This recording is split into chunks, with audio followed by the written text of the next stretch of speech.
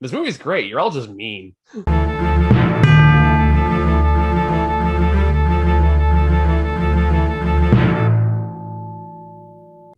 All All right, right. so So the we latest we saw entry Eternals.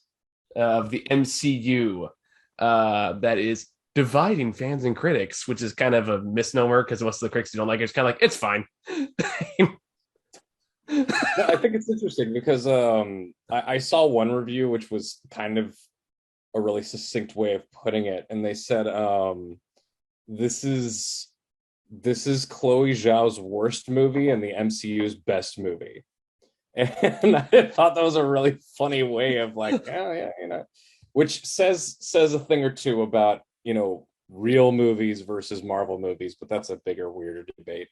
I think We're not trying to get I'm twisted personally kind of here. against that kind of labeling. I think it's kind of really pretentious. Um, I but mean, it's the question of like popcorn fun versus like real movie shit. We can make the same argument for something like the Fast and Furious movies. for sure, yeah, It's a long-standing debate when it comes to, the purpose of art and what it achieves. But there's nothing wrong with having some fun. yeah, absolutely.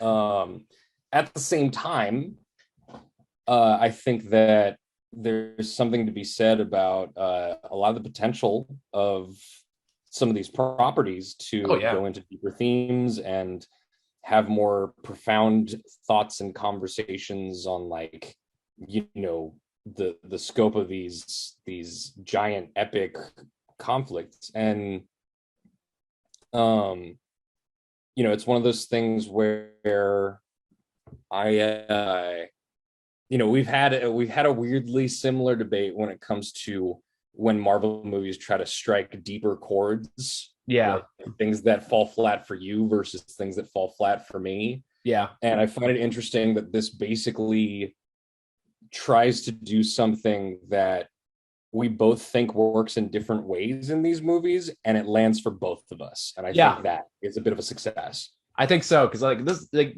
you guys can go back and watch other videos. We've had countless debates about like the superhero genre and what works and what doesn't work. And it to me, X-Men. it's always fascinating on the parts where we do just kind of mesh perfectly. Uh, Yeah.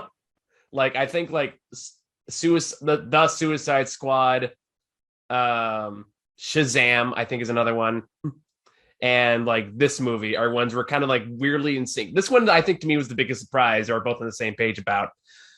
Yeah. Uh, It's kind of like was that old like Kids in the Hall sketch? 12 Helens agree. Like just um no I had a weird day, so I'm kind of in a weird loopy humor mode. But worries, you're good, man.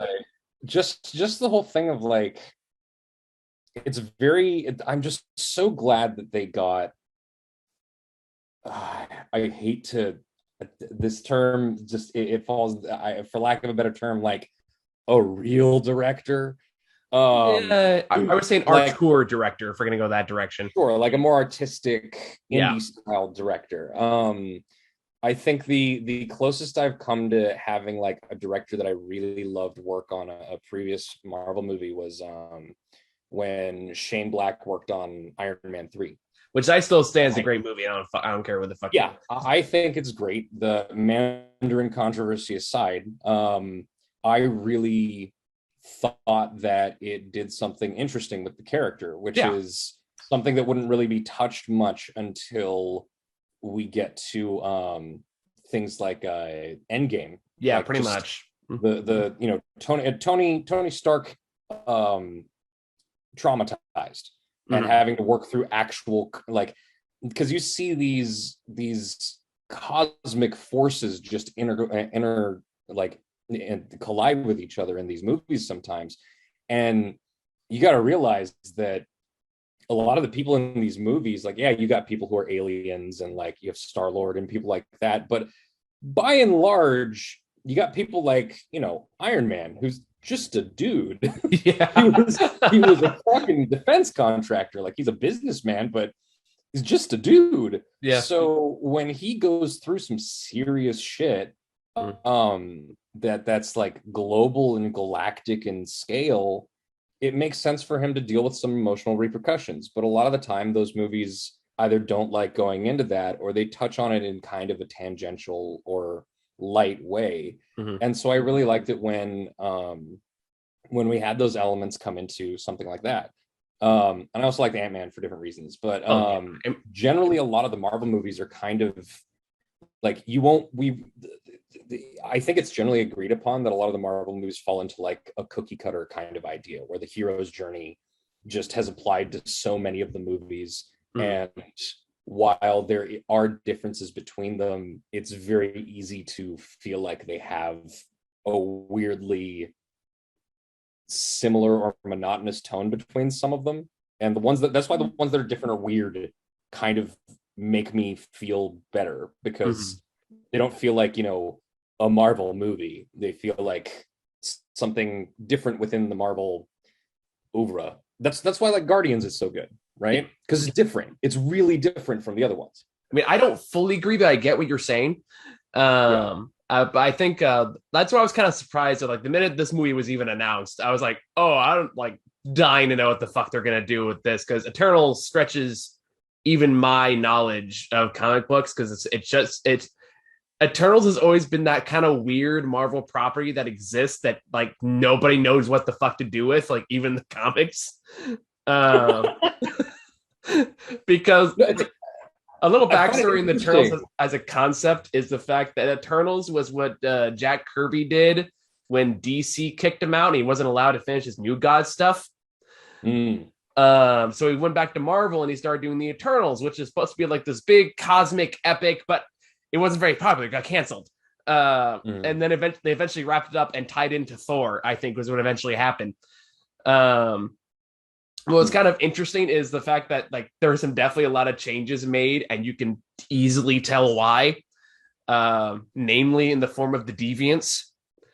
Um, and to put that in the most sensitive way possible, all the Eternals in the books are very, very white, and the deviants are not. So now, granted, Right. Yeah. they're not. I mean, it's not like overt, but it's kind of coded in a kind of a weird way, which you don't know whether or It's not that's kind of that. intentional.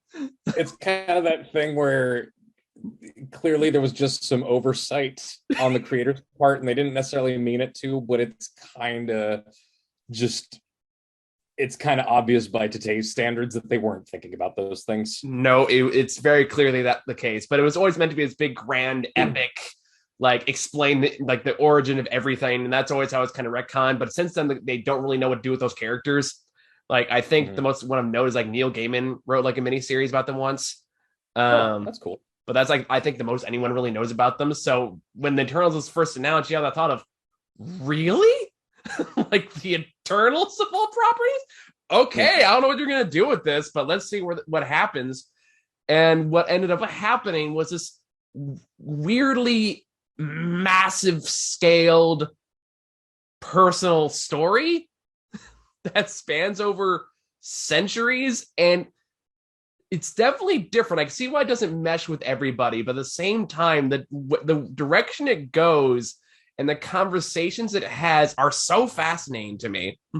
Mhm. Like I think the movie's only really big crime is the fact that all of its big ideas aren't explored to the like that clearly to the extent where they wanted to be. Um, Yeah, I mean it's already long as like it it's already two and a half is for hours. them So to do like it. Yeah, so like I would have loved to see something. I don't know how the budgetary constraints would work. And clearly, I really enjoyed seeing this in theaters, but I would have really loved to see this taken on as like a mini series. I would yeah, have I loved think to that was something a see, lot of people were saying. Yeah. yeah, it's something that Chloe Zhao could get some time to really like dig into some of the other aspects and some more time to flesh out the characters even more than she already has. But I really, it was what I really loved about this was, and I told you about my feelings on this shortly afterwards, Yeah. but anyone who's been watches the channel consistently knows that I have my feelings about certain Marvel movies that are very different from yours, Yeah. particularly Infinity War and Civil War. Yeah. And Civil War in particular, to me, I had issues with how contrived the conflict between some of the characters felt. It just felt rushed, and it didn't feel really well developed, and it felt like just plots on a dot to dot chart. And the actors did what they could with the material they were given, but it just still like never clicked for me. It just felt like it fell flat. Fair enough. And I never really thought there was a way to do it properly.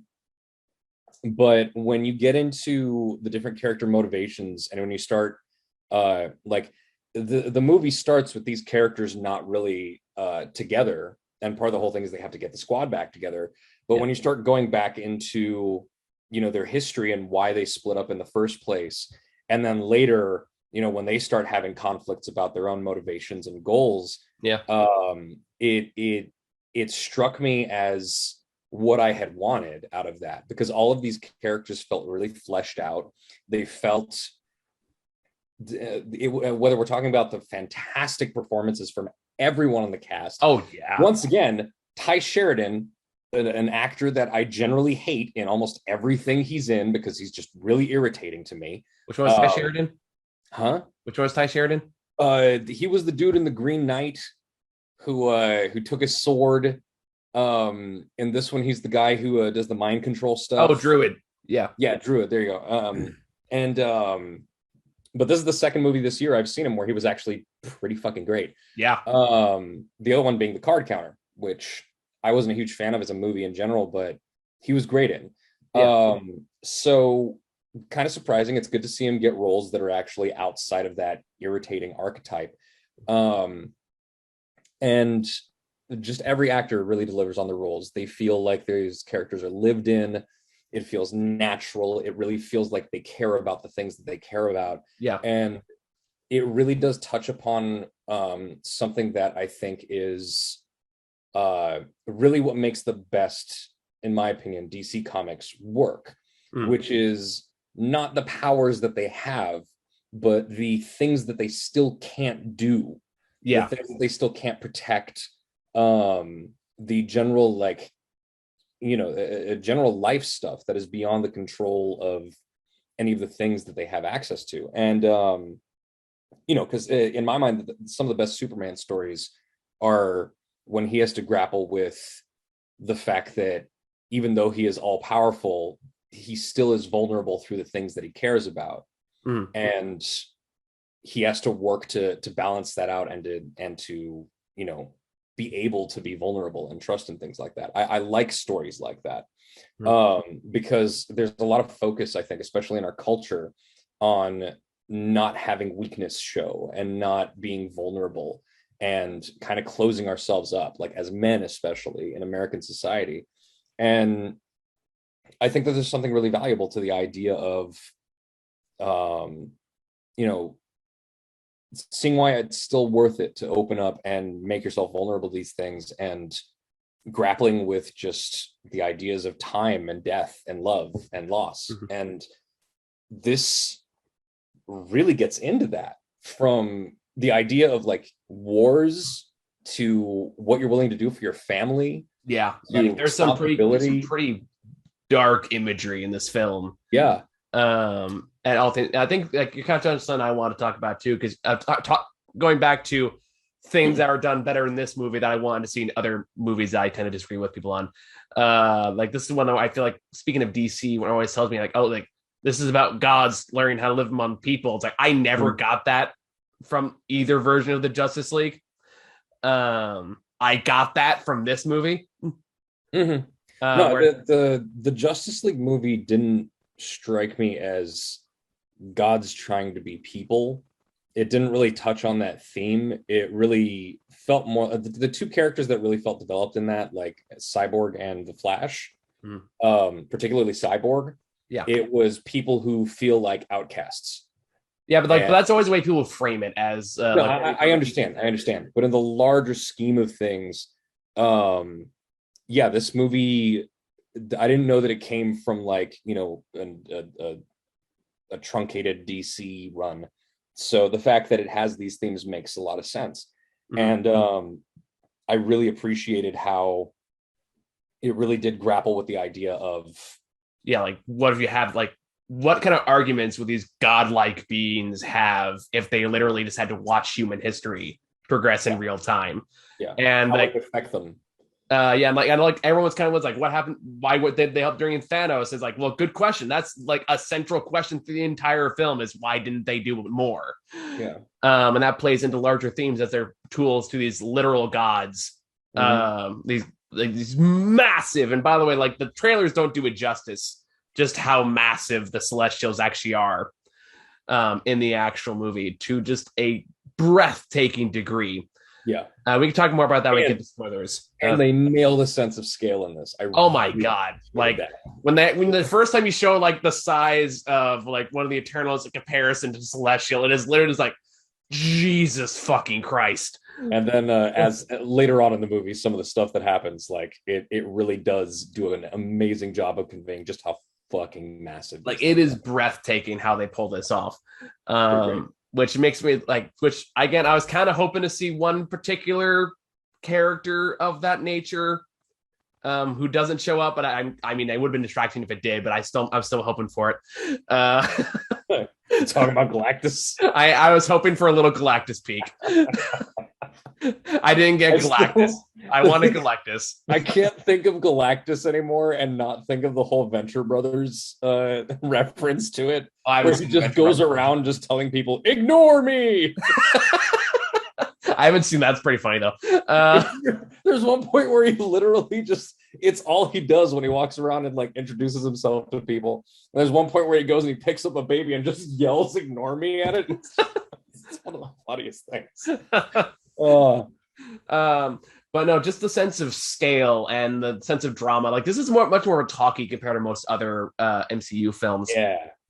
Which I can get why that would turn some people off. I like you and I are both fans of that kind of movie, so we both got into it. Yeah. Because things they're talking about are like these larger existential ideas while also still being very character driven. Yeah. Like these are all characters that very clearly all have history with each other, and they do a great job of working off each other to convey that history. Yeah. Which is tricky when you're constantly balancing between like present and like hundreds of years ago. Yeah. And that really, I think it's really telling how people will enjoy this versus people who enjoy something like Civil War. Because Civil War really felt like it was just using those pieces in service of getting to the whole like mashing action figures together fight. And you know, it really the main focus is on those fights. Yeah. Whereas this movie, you know, it has the action moments, but generally it's focused on, you know, when you read those certain graphic novels that just have like word bubbles that are this big and just have paragraphs of text in them, and they're talking about like the meaning of life and existentialism and like mankind's existence as a speck in the cosmos and like shit like that. Like I think I've been working to Jason Isaacs Thor recently, and that's a lot of it. Like where the God Butcher, where it gets Christian Bale's going to play in the next Thor movie, got through that whole arc, and it's all about just like, do gods actually help people, or they all just make things worse? What would happen if you just got rid of all of them? You know, like those kind of larger questions, and it doesn't actually answer them. It just kind of goes like, oh, it could. He kind of has a point. It's kind of what the book boils down to. Things to think about, you know. Just, wouldn't it be weird? I guess. Want some weed? Like, just, but yeah, just really, really, really. I was really impressed by how this movie balanced out the action and the character moments and the gravitas. Got a couple tears out of me at a couple points. And it still has like moments of humor and wit, but it feels more naturalistic in the conversation. Yes. Fucking the number. God, nothing takes me out of a Marvel movie like forced quips. Mm-hmm. See, like, I grew up in the superhero genre, so I'm just used to that, but I get it. I know, but there's just like, and there's a difference because, you know, Spider-Man, it's part of his character, and most of the time it works really well. Mm-hmm. But if you compare the quips in something like a Spider-Man movie, especially if you're talking about something like as fantastically funny as Into the Spider-Verse, to something like I don't know, Thor 2. Any of the jokes in Infinity War, like they feel really out of place sometimes, and a lot of them just were not funny to me. Fair enough. You got were the Spider-Man ones, surprisingly enough, but I think the ones that really grained on me were probably the quips in like Thor 2 for ones I felt like really forced and unnecessary. Yeah. And the ones in this movie really felt like things that the characters would actually say when they were like, just vibing with each other and kind of trading barbs sometimes. And it just felt like like clearly Chloe Zhao understands characters Yeah. and what doesn't sound like a natural thing for people to say in a situation. And that shows through the whole thing. And it affects the humor, it affects the drama, it affects the sensitive character moments, it affects the larger, more like philosophical discussions. You really do see the benefit of having someone on a movie like this Yeah. that cares about that kind of stuff and understands it in the way that they would be able to produce a movie like Nomadland. On the other hand, fun fact, do you know who the other writers are? I do not. There's a pair of siblings who are essentially new to big picture stuff. And the other writer has one previous credit. What's Yes. that? Don't look it up. Guess. I think I might have accidentally looked it up. Is it Peter Rabbit 2? Peter Rabbit too. Which makes me kind of want to see Peter Rabbit. Oh my god, that kind of makes so much sense given how much. Because Like, you've been telling me this whole year about how like Peter Rabbit 2 has this weird like meta commentary on itself as because just like this weird self-deprecating criticism of the industry and that kind of movie in general. And you've just been kind of consistently baffled by it the whole time. it is a weird case of watching a movie where clearly one of the people writing it fucking hated I mean, this guy, every step of the way, hated working on this cynical garbage. He's like they're never gonna let this draft go in. I'm just gonna write whatever the fuck I want, and somehow it got greenlit. And it's like, okay. clearly they didn't read it as bitterly as I wrote it. It just reads as like snarky sarcasm, but it was bitter. Literally a part where this says like one day they might make a movie about these rabbits you write about. It's like, oh, probably be cynically made by some American somewhere, and then they do a fourth wall break smirk at the camera. Yeah. So that kind of weird self-awareness is part of this movie, but it's not a shit movie. So No. Instead, it comes out in the form of like actual good writing and jokes.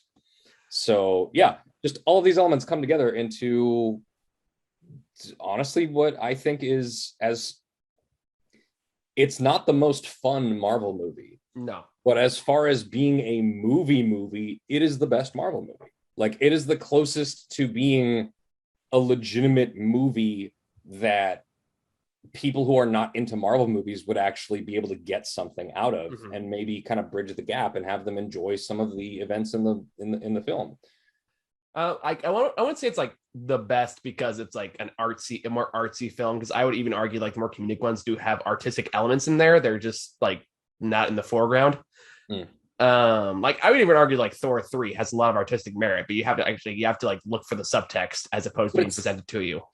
Yeah, Thor 3 is one of the better ones, but I mean in terms of like being, kind of a more character-driven, meditative sort of film instead of focused on fun.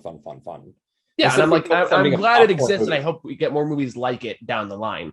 Yeah. It's more like I'm kind of just a little apprehensive about making that kind of, I don't want to say pretentious, but more I just like, what was that? Judgmental? A little bit judgmental. It's more like I don't like making those categorical statements because that feels a little unfair and a little reductive to stuff that came before. But like that being said, I do get your point.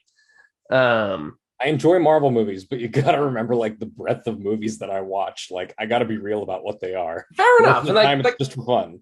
Fair enough. And like it's more just I just don't like the idea that stuff that's for fun can't also be artistic in its own right. Oh, it can. Yeah. But in terms of being, like one of the things that, when people talk about being into indie films, a lot of people think about like hipster shit. Mm. Like they think about like, oh, it's got like this weird beatnik kind of tone and kind of like this punk rock idea of rejecting the mainstream, and they just think that it's trying to be hip or something. But if anyone who's been like super into indie movies for an extended period of time knows that there's something really special about filmmakers having to make movies without big budgets and having to really focus on just the writing, Sure. just having good characters, good scripts, interesting premises, and just exploring these concepts and characters in ways that are compelling without having access to things like sometimes even good camera equipment.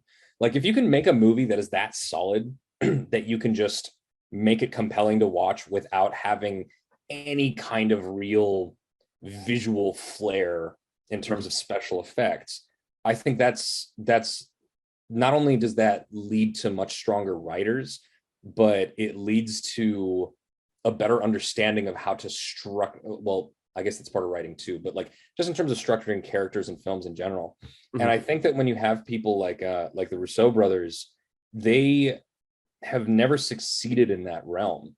Mm-hmm. And then you have people like Kenneth Branagh who have just been so far removed from that and work on like, he's a Shakespearean actor and he's done some good stuff in the past, but I really didn't care for the first Thor movie. I thought it was paper thin. I thought it was very cookie cutter. And I didn't think Kenneth Branagh really displayed a lot of skill in it. And I think since then, we've seen Kenneth Branagh do things like direct Artemis Fowl and realize that he's actually not that good of a director in the first place. So it's very like you can get fun, serviceable movies out of these people, especially if you have people who like worked on comedy and stuff. But I think that's also part of why James Gunn's movies are so strong, because he did come up from that indie circuit. He did make weird movies that were really character driven, and he brought that to the more big budget stuff. Sure. With the Guardians movies and then the Suicide Squad.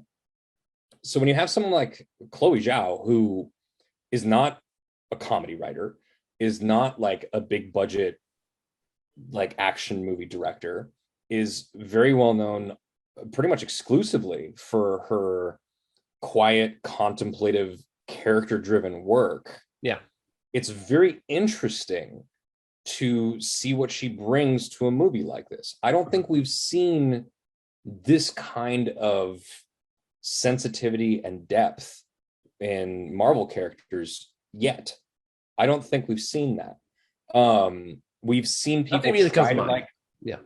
Nothing immediately comes to mind. I'll give it that. Yeah. We've seen them try to hit character moments that are deeper. I would say the closest we've come is WandaVision. Yeah. But at the same time, those were really done in more broad strokes. Mm-hmm. And it's more, some cases are more effective than others. But when you're talking about just brand new characters, not just one, but a whole cast of them, and in the course of 2.5 hours, building a level of detail into them and giving the actors full personalities to work with, mm-hmm. and effectively placing specific, important things that are important to these characters throughout the film. Yeah. That allow you to really get a feeling for how they feel about these things as individuals and with and against each other. This movie does that in a way that no other Marvel movie before it has succeeded. Sure. And that's what I think it succeeds on in a really great way, coming from a director like Chloe Zhao. Yeah. And I agree with all of that. Let me be clear. I think my issue is more of when you frame these movies, like this is a real movie to compare it to those other just standard cookie cutter stuff. That's why I said real movie. I know. It's more like that's the kind of mentality that leads to movies like Joker. No, Joker's not a real movie. Joker I agree. But it's that kind of mindset that leads to those like, I'm going to make a real movie, not those silly superhero shit. Yeah, but that's someone who thinks a real movie is like, what, Taxi Driver? Like, and I know Taxi Driver is good for its own reasons, but if you have someone who literally just loves Reservoir Dogs and like the kind of fucking bullshit pretentious college bro from the 90s. Like, Todd fucking Phillips. Yep. Those like that's just a douchebag guy. Yeah. Like that is his interpretation of a real movie. But what I'm talking about with that are generally like movie critics. Just the general critic sphere, and which is interesting because this movie is not doing that well with critics. Yeah, which is kind of shocking to me, quite frankly. Yeah, I would think that they would at least give it, a bit of credit for the things that it does that are kind of exceptional outside of the scope of a normal Marvel movie. But of course, my mic blew out. Yeah, I didn't hear you for a second. You're back. Oh wait, no. Cool. I think it's which is also kind of a shitty thing about this too, is it's also the first like Marvel movie with an open gay couple and like massive diverse cast, and of course every like like white supremacist is using this as an opportunity to shit all over the other stuff. Like, oh, see, this is why all these things suck, and like the whole stupid get woke, go broke movement is really latching onto this shit. This movie failed because it has gays in it. Honestly, it's kind of what it boils down to. Oh man, like this movie is failing because it's a more thoughtful, like philosophical approach towards superheroes and stuff, and that's not what a lot of people go to see Marvel movies for. Yeah, and you would think that the wishy-washy ad campaign would at least give people enough of a warning of like, what was it? Like, when you love someone, you protect it. Like, when you love something, you protect it. It's just natural. Like, just this really heartfelt and emotional fucking trailer. And yeah, it's got some big action moments in the trailer, but generally it comes across as something that is going to have that kind of tone. Yeah. And for some reason, people went to it and they're like, this is not enough punching. Like, And that being said, like it's still doing pretty well at the box office. I fucking hope so. This was great. I really want to see the next one. Like I think it made like 70 million on the first opening weekend. Not bad considering. Yeah, all things considering it's about the fucking Eternals of all fucking characters. That's pretty good. Like I don't know if Marvel really went in this really expecting to get a franchise out of this. I mean, like they definitely left teasing. They were like, maybe we can get away with it. But it's really like shut that door prematurely. But I hope it does. I really hope it does because I do want to see more of this. At the same time, it's also kind of like if it ends up like the comics where they just wrap it all up in a Thor movie at some point, that wouldn't necessarily surprise me either. Do I go into spoilers for a little bit before you want to?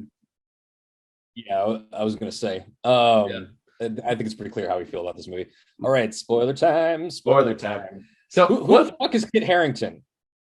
He is the Black Knight. What does that mean? The Black Knight is one of the more obscure Avengers out there. Let's put it that way.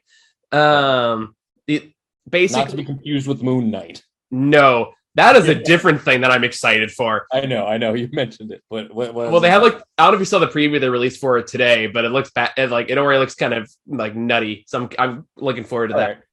Right. The Black Knight is they portray him pretty accurately. He's not a character I'm ultimately familiar with, but basically the sword it's like a cursed sword basically. Sure. That like runs down the family, but it's like it basically like compels him to kill people, but he's like eventually uses it for good and like yada yada yada. He's kind of those characters that pop up sporadically in the Avengers, and then like he goes evil for a little while, then he stops being an Avenger, then he kind of redeems himself, and that kind of whole shtick. All right, sure, yeah. He's a checkered past. The checkered past kind of thing. That's what the sword was at the end credits. He also has a history of Blade, which is who the voice was. Blade, the vampire hunter. Yes. I thought that was. They confirmed it. That was Mahershala Ali. Yeah. Whoa. Okay. Wow.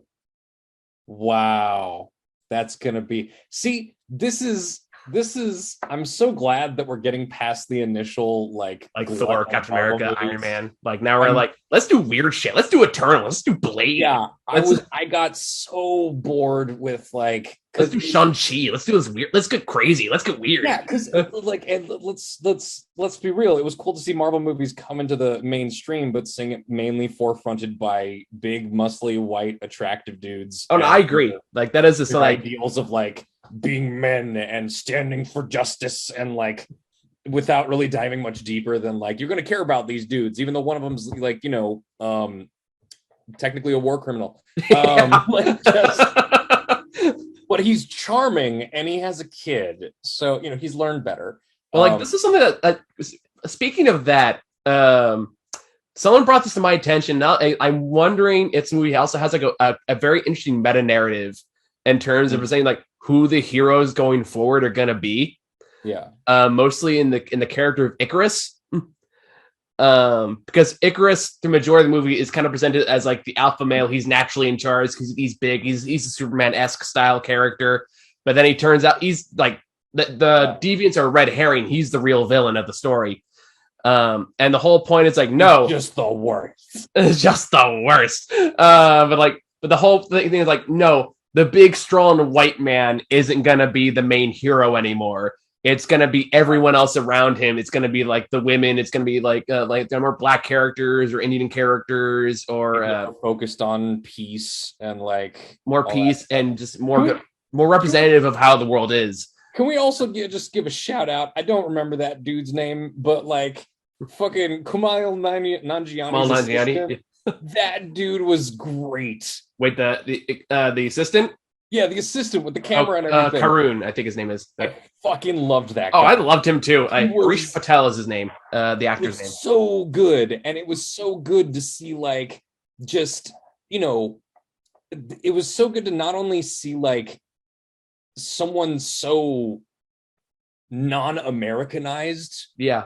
Just like flat out Indian. He's very much an Indian dude, but also like kind of heavy set and older. Yeah. Like they didn't try to make him like some attractive young assistant. Like they just had this chill older dude like following him around, and they made him empathetic. Yep. They made him like you could sympathize with him. You loved him as a character. He was fun. He wasn't played for like, oh, look how stupid and bumbling he is. Like he was legitimately a cool person to have in the movie, and I fucking appreciated that so much. Yeah, it kind of serves as an audience surrogate at a certain point, especially like towards the end when Kumail Nanjiani ends up making the choice to leave before the final fight, and he kind of has that moment where he's like, kind of like thank like a person talking to actual gods, which is like thank you for everything you've done for humanity, kind of a thing. It's really humanizing moments. Yeah, it was beautiful.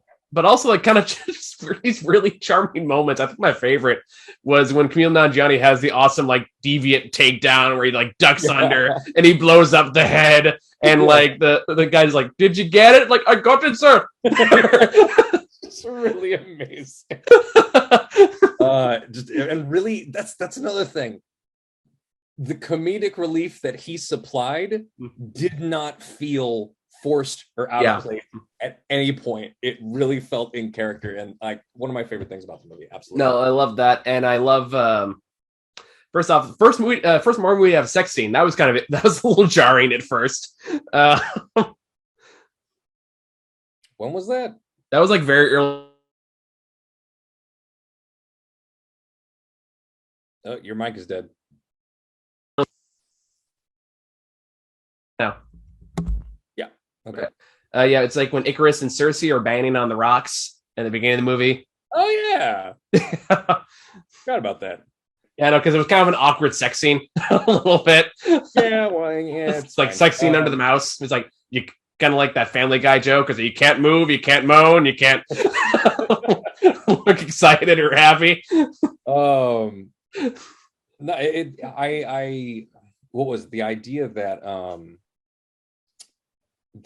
that Cersei was chosen by Ajax to be the person to inherit the responsibility because she knew that she would do the right thing.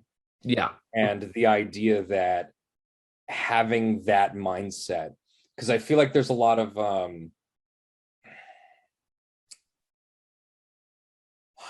there is a big philosophical idea in there Mm-hmm. where, you know, the whole idea of sacrificing the few for the many.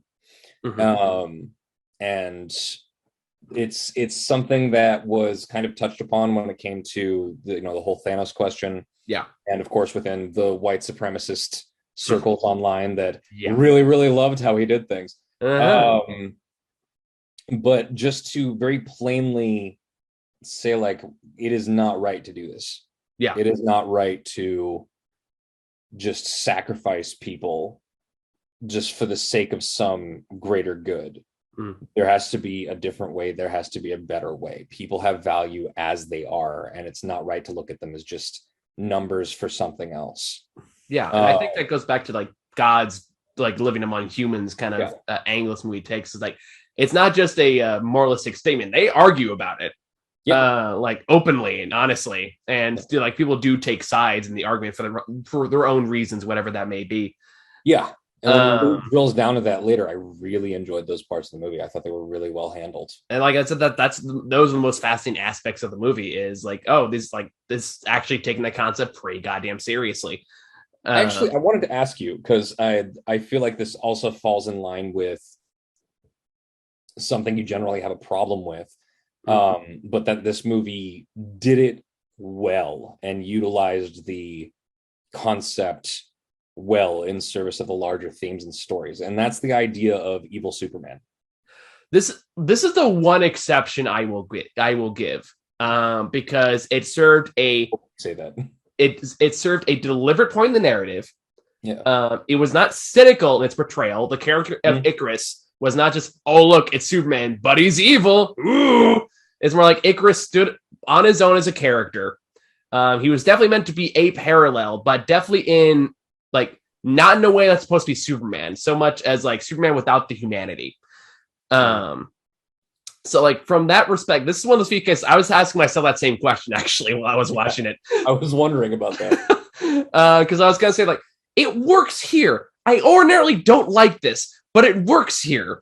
Because the character done well, just not as a ham-fisted fucking thing. It's not cynical. It's not done by pretentious directors going like, see what we can do here. We're so cool and edgy. It didn't feel like that. It served a deliberate point. It's without feeling forced or contrived or anything like that. Icarus is his own character who just happens to have Superman powers. Which, by the way, I love that it's now canon in the MCU that the DC characters are just the comics in this universe.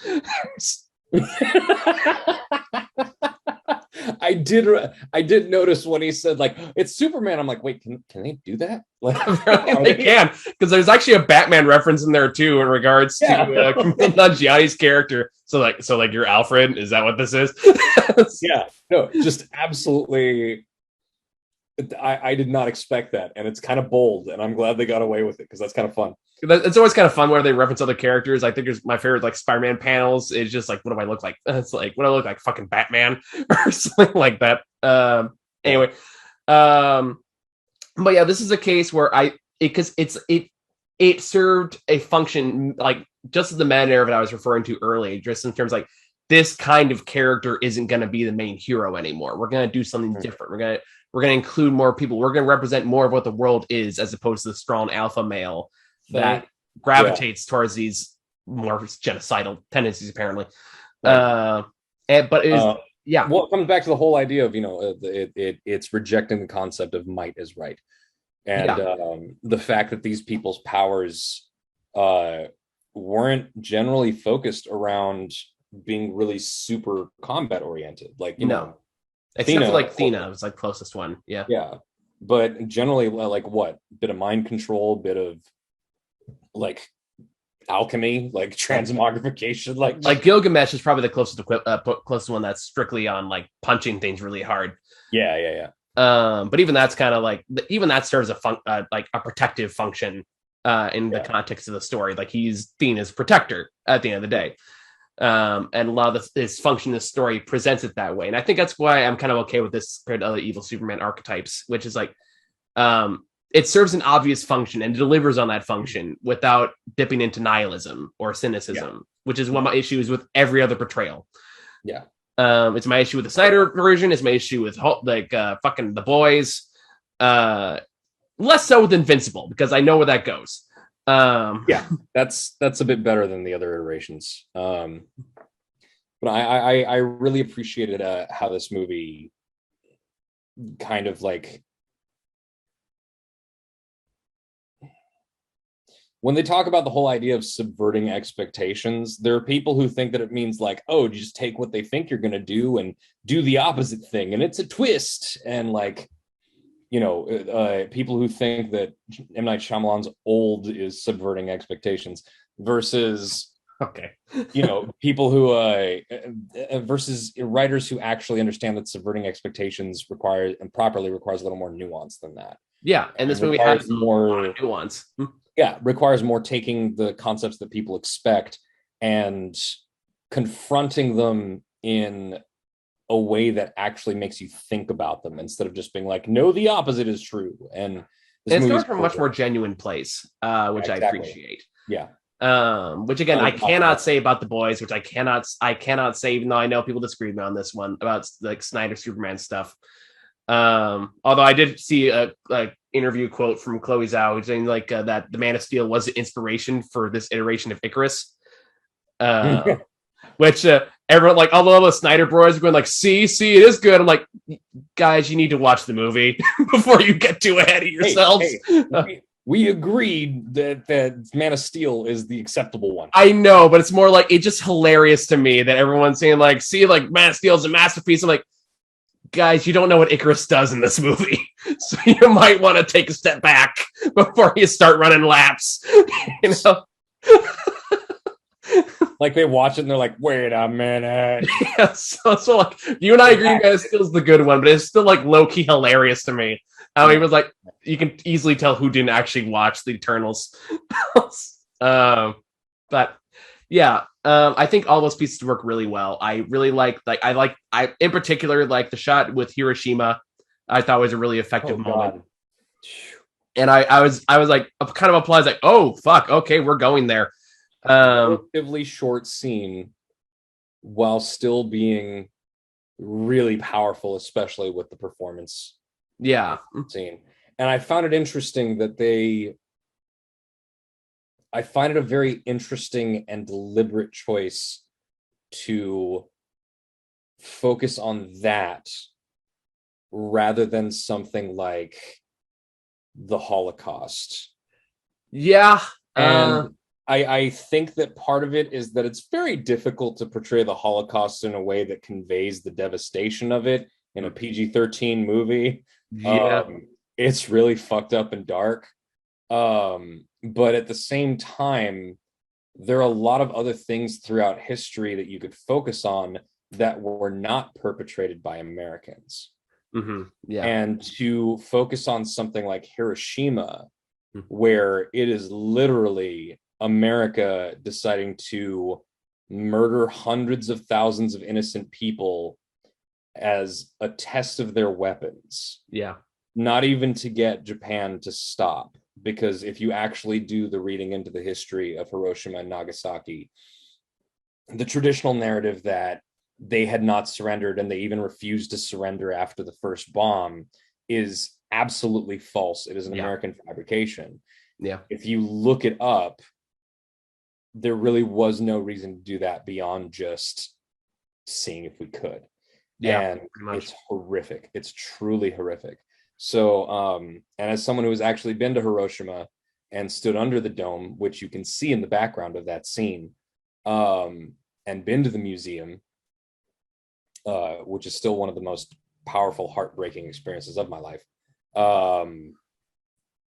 the way of utilizing that moment and doing it so briefly and powerfully instead of making the mistake that a lot of filmmakers make, which is thinking that staying on horrifying imagery for a prolonged period of time automatically adds depth.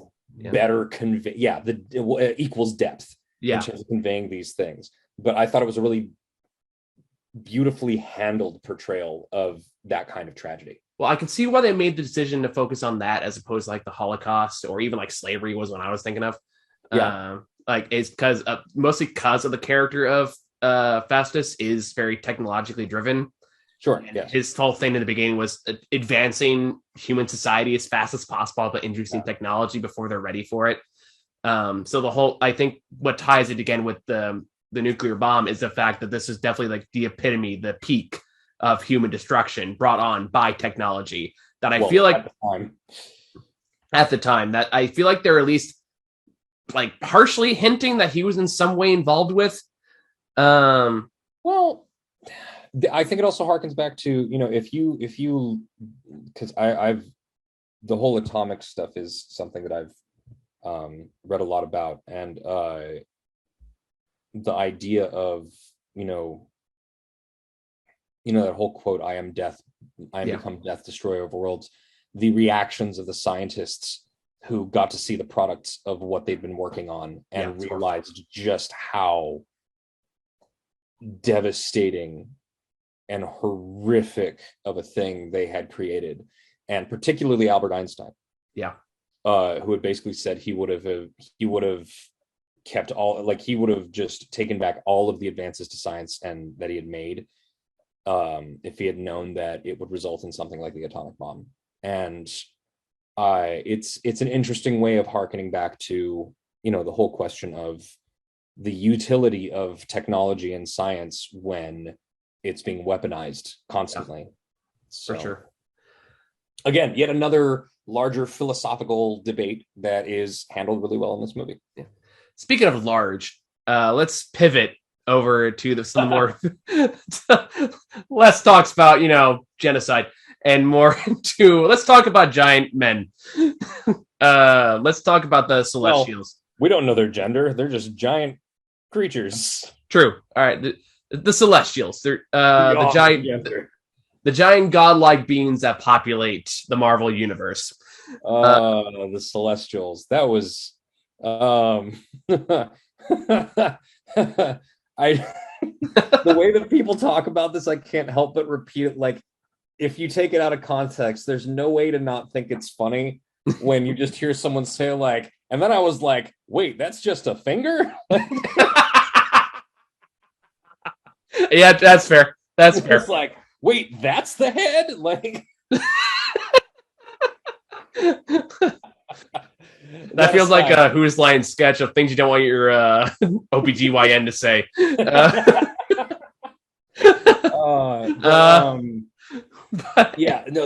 When we get the moments with the Celestials, particularly at the end when one is starting to emerge from the sea. Yeah, what a fucking climax! Like, holy shit. Scale on that, amazing. Because the whole concept of this movie is like the Eternals are there basically to safeguard the planet and get rid of their pest control, basically, so that the Earth can work as an incubation for the Celestials, and it destroys the planet in the process. And they decide that, well, some of them decide, no, we're not going to let that happen. But when the Celestial starts to emerge, and you see like something like rise out of the oceans, and you think like, oh, that's gonna be like for me, I thought it was gonna be like, again, this is where you can't say without giggling a little bit. Where you think like, I thought it was just gonna be like its hand coming up of the ground, and then you realize like, oh shit, that's just the tip. That's just its fingertip coming out of the ground.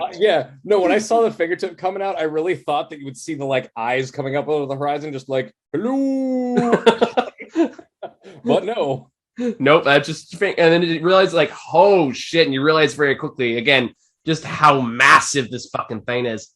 Great job at establishing a sense of scale. And it also does kind of tease like another thing that it seems like this movie's hinting at, which is a more recent thing in the comics, which is Avengers Mountain. That's a more like Avengers Tower, Avengers Mansion. Now it's Avengers Mountain, where they literally just make camp inside a dead Celestial. Yep, that would be neat. That would be neat. Just fly into the giant eye hole. Pretty much, yep. So like that is where the current Avengers currently hang out. I feel like this is setting that up, so we're gonna see what happens. Sounds fun. That's the one that like that apropos of nothing, but I thought that was interesting. Mhm. But yeah, again, just like it's even like the end where like the epilogue when the celestial kind of pops its head through the sky, and then you're just again just overcome by the scale. For everyone else is concerned, like just giant fucking four-headed dude just came out of nowhere and just disappeared just as quickly. Just like what the fuck just happened? I need to speak to your manager. Just imagine like the worst version of Monty Python. Just you must find the grail. Oh man, if he was voiced by John Cleese, or even like in Happy, fucking Jeff Goldblum. Yeah, Jeff Goldblum, God. But Jeff Goldblum is already in the MCU, so we can't do that. Maybe I don't know. We've had people like double cast in these movies before. Man. In a very obscure way. The guy who Jeff Bridges being the villain from the first Iron Man, and then fucking Thor referencing the Big Lebowski and fucking Endgame. Like, no, it's more like the guy who asked Spider-Man to do a flip in Homecoming is also the guy who records the fight on the bus in Shang-Chi. That's not double casting. That's just a really lucky dude who ended up in two places. There's no conflict there. It's absolutely possible for an in-universe explanation for that dude being there twice. I know there's at least one. I can't remember off the top of my head, but I know it's happened. Even when Stan Lee was in all the different movies, they eventually come up with an explanation for why it's not multicasting. It's just true. Yeah. It works within the universe in canon. It works. So they've made it work.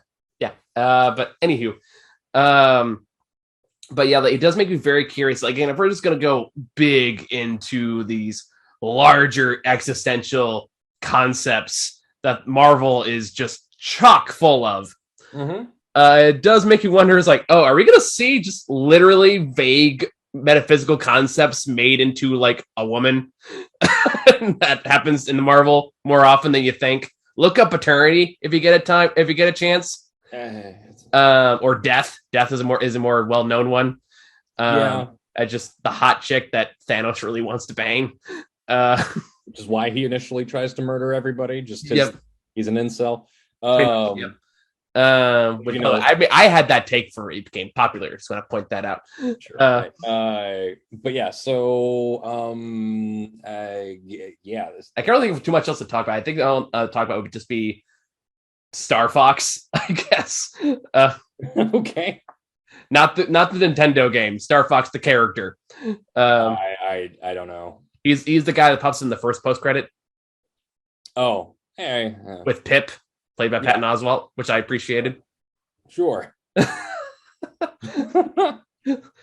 Well, Star Fox is kind of a weird character because his main power is that he's kind of a horn dog. I mean, he is Eros, right? So. He's played by Harry Styles, so I guess that tracks. That works. I don't know. I thought his inclusion was interesting.